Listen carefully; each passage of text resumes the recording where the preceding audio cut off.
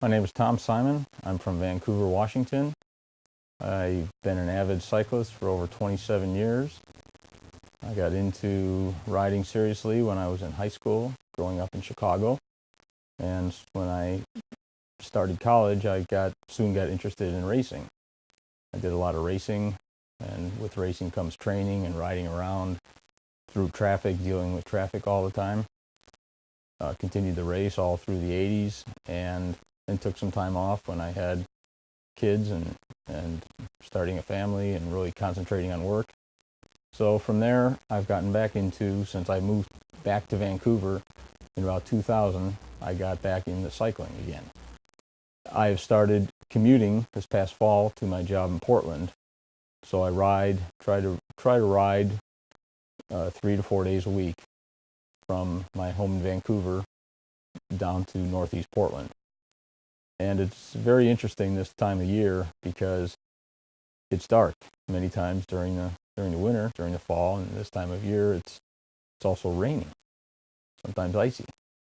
And it's also dark when you return home at night because at this time, as we know, it's you don't have very much daylight. So you have to deal with the darkness and the weather both ways this time of year. I use a variety of lights on front lights on my handlebars and on my helmet and flashing. I also use 4 lights on the back and a number of reflectors and reflective tape, and also reflectors on the wheels so that vehicles can see you. Because if they can see you, they generally go around you. You generally have a very good experience. And riding a straight line. It's very important for a cyclist to try to ride a straight line so that you can be a predictable rider. So if somebody sees you, first of all, you have to let them see you. But after they see you, you want them to be able to predict what you're going to do. And if you can make it more predictable, then I believe that you get much better treatment from the drivers.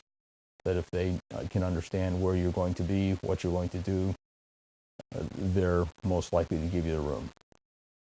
The speed at which some of the riders are riding is higher than you would really expect. And being a cyclist, it's also your responsibility to ride defensively, trying to understand at all times where things are, where curbs are, where cars are, by listening, looking behind you, using your mirror, and being able to understand where things are in relation to you so that if something does happen, you know what your out is. From a motorist perspective, it's very important to, when you identify that there are cyclists there, to give them as much room as possible. If you can go around, even though the cyclists have a bike lane, it's still nice to get a little extra room, if possible. You know, as cyclists, we understand that we're taking up the bike lane or taking up in part of the roadway in cases where there is not a bike lane, and